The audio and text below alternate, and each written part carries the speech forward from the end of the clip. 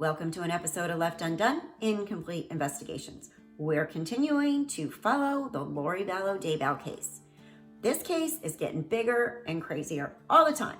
I thought it couldn't get crazier than it was, but it is, and it has.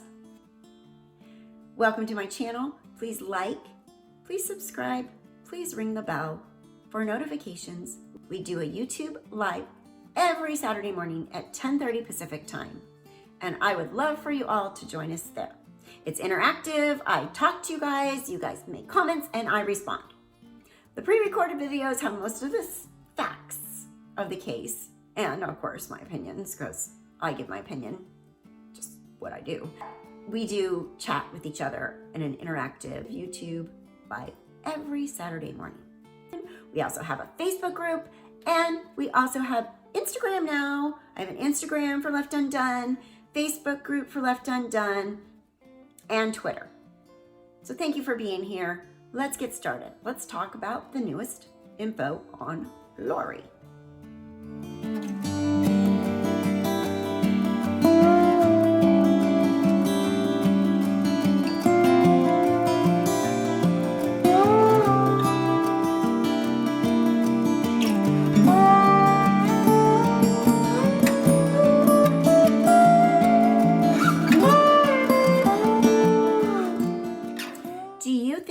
That Chad and Lori could be experiencing a folie à deux? Folie à deux is a psychiatric disorder where two people share the same psychosis, the same delusions, and sometimes hallucinations. Chad and Lori seem to be pretty good candidates for this folie à deux because we know their thinking is irrational, and to the rest of us, what we call slang crazy, but I believe that they could be as well. People have commented and made comments about this on my channel, and a folie à deux is very much a possibility. Today is April 30th, 2020. Tomorrow, Dateline is airing an episode focused on Lori Vallow with very interesting interviews with Melanie Pawlowski and Ian Pawlowski, which I will find rather fascinating to listen to. Now, I just wanted to come on and let you know that I am going to be starting a membership option, and more details to come where you guys can join membership, and we'll have membership perks. I'm considering doing a once a month happy hour for members only. And we will do like the first or last Friday of every month, and we'll do a happy hour where you can bring a glass of wine, because I will, or we'll just talk. So that will be for members only, coming soon. And I have some other perks. I'm going to get some merchandise, coffee cups and t-shirts. So if you are interested in any of those, stand by, because I will be giving those to members. And also the emojis will be coming. So just to know, I just learned about all of these extra perks that I can have because my channel is eligible. Thank you to everyone that supports my channel. My Patreon's amazing. Thank you so much. If you've become a Patreon, for everyone that has donated to my channel through PayPal, it's much appreciated. Not absolutely necessary, of course, but much appreciated. Very much appreciated. Thank you so much. So right now, I just want to go over the newest things that are kind of going on out there, because I know tomorrow Lori has a court date to reduce her bail. Now, so I'll be back, and we'll review the Dateline episode as well on Saturday morning. And Vallow News has an interesting post they just posted between Nate Eaton and Keith Morrison of Dateline, where they talk about the upcoming interview. So that's new and interesting, and link is below. Justin Lum has notified us that Chad has gotten rid of his original attorney, Sean Bartholek, and has now retained Lori's attorney, Mark Means. Don't know how that works, but that's what's happening right now. Justin Lum has also given us a huge teaser about some type of documents that author Chad Daybell has a list, is what it seems like, a list of something to do with Lori. That Chad had a list for a year of people, of names. Is this the zombie list? I don't know. We're desperately waiting for Justin Lum to release that information. Lori's defense is requesting discovery of documents specifically related to electronic communications, emails, texts, all that regarding Melanie Pawlowski, Ian, and Brandon Bordeaux. So that is very interesting that they are really wanting to see what the prosecution has on Melanie. What did Melanie say? Did she cooperate? They're trying to find out. They want to know what Melanie said. Melanie Niece, what did she say? So on Court TV and the other investigative channels, they think Melanie Pawlowski has a huge key to this case. Huge. She can crack this case open because most investigative reporters believe that Melanie knows something and knows a lot and isn't talking or has spoken to the authorities, law enforcement authorities. So all that should be coming up. Maybe we'll finally find out what happened to the children. Melanie Pawlowski's post on Facebook. She made a post on her 31st birthday about her life, missing her children, and updated her picture with her and Ian. She's since taken down the post, but I have screenshots for you, and we're going to go over those right now. Melanie's post this weekend. Today is my 31st birthday, and I couldn't let the day pass without sending love and gratitude to every single person I know. I don't know if I could ever top last year's birthday of being able to serve in the temple, doing 30 ordinances, and then spending the day with my children. I don't have that luxury this year, but I am grateful for so much still. This last year, my world has turned upside down as family and friends turned their backs on me when things in the media got confusing. I have been falsely accused of many things, wrongfully judged, betrayed by those who I thought loved and supported me, and wrongfully gone to Utah County jail for a few hours. Worst of all, my 4 beautiful children have unjustly been kept from me since October. I hold no faults as fears and doubts have been spread by those trying to hurt me. While I was just while I was also unjustly taken away from my mother at age 6 and told all manner of lies about her, I stand here today grateful knowing about her. I stand here today grateful knowing that no one can lie and no lie can take me away from the bond of my mother who has laid to rest since I was 9. It has been a hard lesson to learn that I could not put faith in the court systems, authorities, or most people. The Lord has been on my side, and He has strengthened me through all of this. No one can take away the peace and truth that He brings.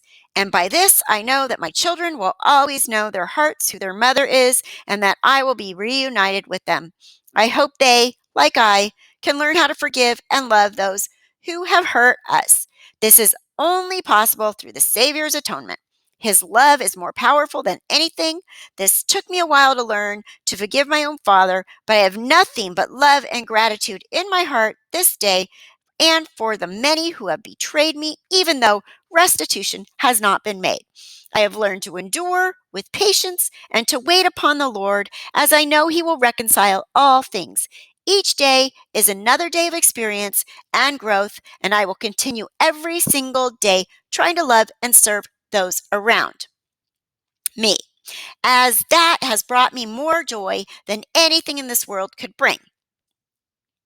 When you dedicate your life to serving the Lord and accept His will rather than your own, it certainly doesn't always mean things get easier, as I've learned. I am so grateful for the scriptures that account for so many who went through difficult times, even when they tried to live righteously. This has strengthened my faith in Him, and I've witnessed Him pouring out blessings. Things are tough right now with the world at standstill, but don't ever give up. Don't ever hold a grudge. Don't take for granted the people in your life, whether they are good to you or not. There is so much to learn from them. Everyone will stand accountable at the judgment bar of God one day, and I know who I am. The few in my life that has stood by me no matter what also know who I am, my children being included.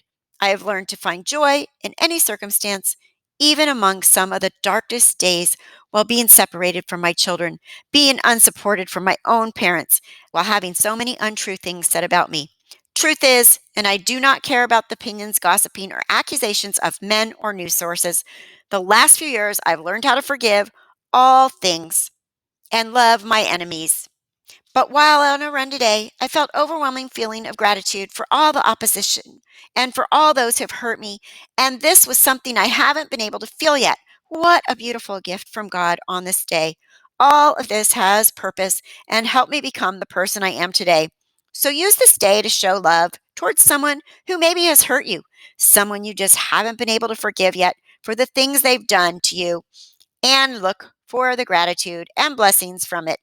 There is freedom in this and so much peace. I am sure there will be many on Facebook that no longer wish to hear from me, and that is perfectly okay. You are welcome to delete me now that I've reactivated my page. I will respond to any messages of love. I will not see any negative posts on here, as I'll have a family member monitoring this post. I am only here to send out love. Have an amazing day, and to you, Braxton, Brighton, Blake, and Breeze, I celebrate you today and how much love I have for you. Okay, Melanie, you're really sounding a lot like a narcissist in here. Me, me, me, me. Kind of reminded me of Letitia Stout, and that's not a good thing. How can you be so self absorbed that posting this long ass post and saying me, while there's two missing children? So, like some people say, we don't want to hear your whining. We want to know where the kids are. Bye, Melanie. So, other than that, I'm hoping that the snow is melting in Yosemite, because if Tylee's there somewhere, not alive, we need to find her. I'd be curious if anybody's going to start search parties. I mean, come on. We need to figure out where these kids are. How can they be this well hidden for so long? I mean, the only thing, the longer they're hidden, the scarier it gets. And one way or another, whether they are alive or not, everyone deserves to know what happened to the children. And Lori and her smug little face needs to be slapped to get that information out of her. Although we're not allowed to slap prisoners, apparently. But she deserves it. She's a horrible mother. It just burns my butt. And Chad, what the heck? Chad Daybell, what is wrong with you? There's children missing. Is your lovely little romance with Black Widow more important than two missing children? I'm thinking you're really ridiculous. And I'm thinking you aren't thinking with your brain. But then again, if you have a list of people that need to be gotten away with or getting rid of, then you are the problem. You are the problem. You could actually be the problem. Two crazy people together, bigger problem than ever.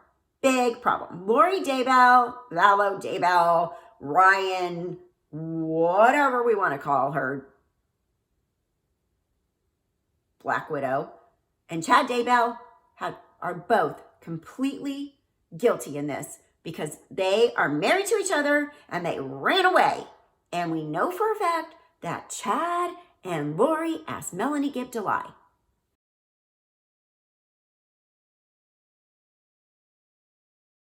Chad believed that his wife was inhabited by a zombie. They believed you either become possessed with a fallen spirit or a disembodied spirit, and you have become dark. She told him that she was a god, she was a translated being. It was just too much to even get my mind around. $20,000 reward. Continues to search for JJ and Calling out Tylee. the children's own mother. Where are your kids? How do you not produce the kids? There is a true issue.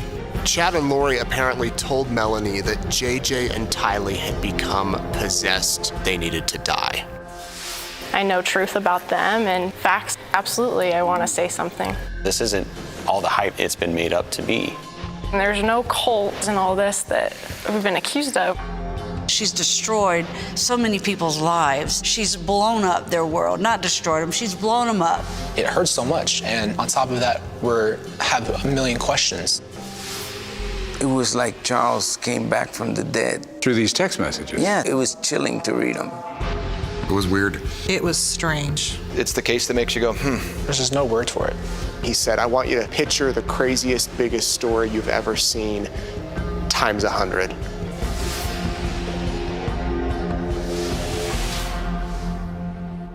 Thank you again for watching this episode of Left Undone, Incomplete Investigations. I'm Catherine. Please like, subscribe, ring the bell, and share. And thank you for everyone that subscribes and watches my channel. So appreciative. Thank you so much. This has been an episode of Left Undone, Incomplete Investigations. I'm